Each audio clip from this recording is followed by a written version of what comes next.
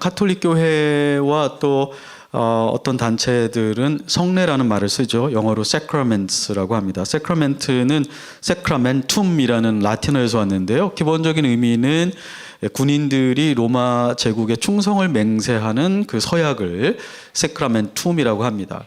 그러니까 2000년 교회 역사에서 침례와 주의 만찬을 본질적으로 어떻게 이해했냐면 우리를 구원하신 주님께 우리의 충성을 서약하는 그 의식으로 기본적으로 이해해 왔다는 걸 알 수 있죠. 그렇기 때문에 충성 서약의 의미인 세크라멘툼을 영어로 사용하게 된 것입니다. 그런데 이게 시간이 지나면서 중세 로마 카톨릭에서 이게 신비주의적이고 마술적인 어떤 그런 이해가 더해져 가지고 이 의식을 하게 되면 이 의식 자체에서 사람을 구원하는 힘이 있다. 그래서 물침례를 통해서 원죄가 씻겨지고 주의 만찬을 하게 되면 그것이 예수님의 피와 살로 변해서 이것을 취하는 자가 영생에 가까이 이르게 된다. 영혼의 약으로 죄에서 변화가 되는, 거룩하게 되는 이런 실제적인 어떤 힘을 주게 된다라고 잘못된 신학이 형성되었습니다. 그래서 저희 침례교회에서는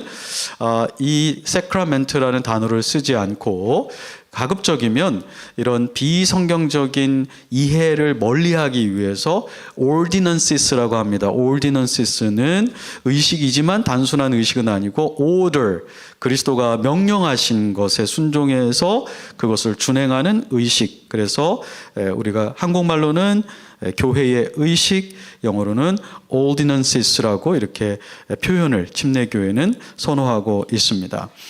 이 교회 의식이 가지는 성격, 가톨릭 교회에서는 믿는 사람의 어떤 이 의식에 참여하는, 침례와 주의 만찬에 참여하는 자의 믿음이 반드시 필요한 것은 아닙니다. 그것이 필요하다고 안 가르치는 건 아닌데 그리스도의 은혜의 효력이 믿음이 없을지라도 그 의식 자체를 통해서 하나님이 역사하시기 때문에 은혜가 전달된다고 보고 있습니다. 그러니까 다만 그 상대방이 그 은혜를 은혜답게 받지 못해서 그런 거지 의식에는 은혜가 있다는 거죠. 이 핸드폰이 액티베이트를 해야 되지 않습니까? 아무리 좋은 핸드폰이라도 액티베이트를 해야 쓰는 거죠. 그렇지만 그 핸드폰 자체는 진짜 핸드폰인 거라는 거죠. 마찬가지로 침례를 통해서 주님의 은혜가 전달됩니다. 그런데 그 침례의 모든 은혜를 그 유아가 믿음이 없기 때문에 완전히 이렇게 섭취하는 건, 받아들이는 건 아니지만 그래도 나름대로의 은혜를 어느 정도 가지고 있게 되는 것입니다. 그것이 이제 원죄를 씻어 준다는 거죠. 주의 만찬은 영생으로 이끌어주는 영적인 약이다. 어떤 양식이다. 칼빈의 개혁주의, 이 로마 카톨릭과 달리 무슨 의식 자체가 믿음이 없는데도 신비한 그런 힘을 준다라고 말하지는 않으면서도, 그러나 유아 세례의 경우에는 믿음이 없어도 그 의식을 통해 유아의 영혼에 은혜가 객관적으로 부여된다고 주장합니다. 이건 제 주장이 아니라 웨스트민스터 대요리 문답서 177번에 보면, 그리고 웨스트민스터 신앙고백문 28장 6번에 보면 세례의식의 올바른 신행으로 은혜가 성령에 의해 유아에게 수여된다. 우리는 이 점을 반대합니다.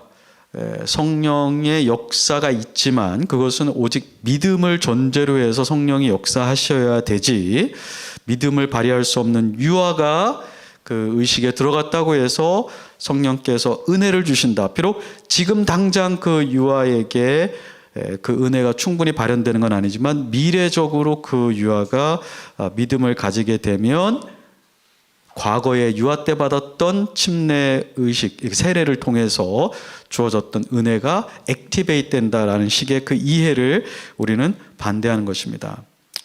왜냐하면 우리는 그 미래에 나타날 수도 있는 신앙을 근거로 교회 의식을 주는 것은 성경적이지 않다고 보고 있기 때문입니다.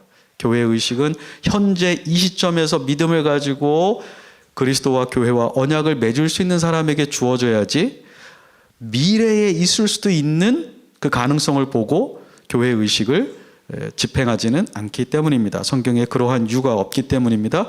또 주의 만찬도 칼빈은 주님께서 약속하신 특별한 은혜가 있다. 그래서 이것을 영적인 자양분이라고 부릅니다. Spiritual nourishment. 네, 마치 무슨 특별한 비타민, 우리가 비타민 먹으면 이렇게 영향을 받지 않습니까? 그래서 칼빈 같은 경우는 매주 주의 만찬을 하고 싶어 했습니다. 왜냐하면 그것이 다른 곳에서는 얻을 수 없는 특별한 은혜가 있다고 믿기 때문이죠.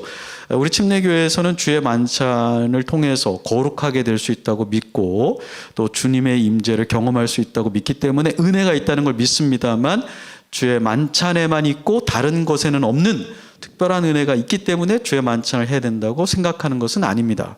네. 우리가 뭐 설교에만 있고 다른 곳에는 없는 특별한 은혜가 있고, 찬양에만 있고 다른 곳에는 없는 특별한 은혜가 있고, 기도에만 있고 다른 곳에는 없는 특별한 은혜가 있는 게 아니거든요. 찬양과 기도와 말씀을 통해서 주의 은혜를 계속 공급받죠. 마찬가지로 우리도 주의 만찬에서 은혜를 얻을 수 있다고 믿지만, 칼빈이 말한 것처럼 주의 만찬을 더 많이 할수록 더 많은 영적 자양분이 주어진다라고 그렇게 믿는 것은 아닙니다. 저희는 주의 이 교회의 의식인 침례와 주의 만찬이 우리의 내적인 신앙에 대한 고백이고, 또 그리스도에게 드리는 헌신, 또 교회와 맺는 언약의 서약 의식이라는 것을 얘기하며, 또한 그것이 의식으로만 끝나는 것이 아니라 믿음으로 진정성 있게 간절하고 겸손한 마음으로 그 의식에 참여할 때에는 성령님의 역사를 통해서 하나님의 실제적인 우리를 성화시키는 은혜를 경험할 수 있다라고 보고 있습니다. 그럼 교회 의식에는 몇 가지가 있는가? 로마 가톨릭에는 칠성례를 주장하죠. 그래서 영세, 태어나자마자 얼마 되지 않아서, 이건 유아세례입니다. 영세라고 하지만 뭐 우리 한국의 장로교회, 감리교회도 있는 거고요. 성체, 성사, 이거는 이제 말하자면 주의 만찬, 견진성사 또는 고해성사, 결혼성사, 신품성사, 뭐 여러 가지가 있습니다. 이거 신품성사는 이제 직분을 받을 때, 성직을 받을 때, 병자성사는 죽기 전에 병자에게 하는 여러 가지 이런 성례가 있다고 하는데, 성경에서는 두 가지입니다. 주의 만찬과 침례. 왜 이 두 가지로 보느냐? 첫째는 주님이 직접 지키라고 명령하셔야만 하고, 두 번째로는 그 의식이 예수 그리스도의 구속사건에 대한 직접적인 가르침이어야만 합니다. 근데 로마 가톨릭에서 말하는 다른 것들은 주님이 직접 교회로 하여금 지키라고 명령한 것도 아니고 그리스도의 구속사건을 직접 나타내는 것도 아니기 때문에 우리가 7가지를 지키지 않고 2가지만 하는데, 어느 교회에 따라서는 이 페이지에 보시면 세족식을 하는 교회도 있습니다. 왜냐하면 요한복음 13장에 보면 예수님께서 발을 씻어준 다음에 내가 이와 같이 한 것처럼 너희들도 행하라 했으니까, 그러면 침례도 명령하셨고 주의 만찬도 명령했으면 세족식도 명령하셨으니까 우리가 지켜야 되지 않습니까? 라고 생각해서 세족식을 교회 의식으로 넣어서 지키는 교단이 있습니다.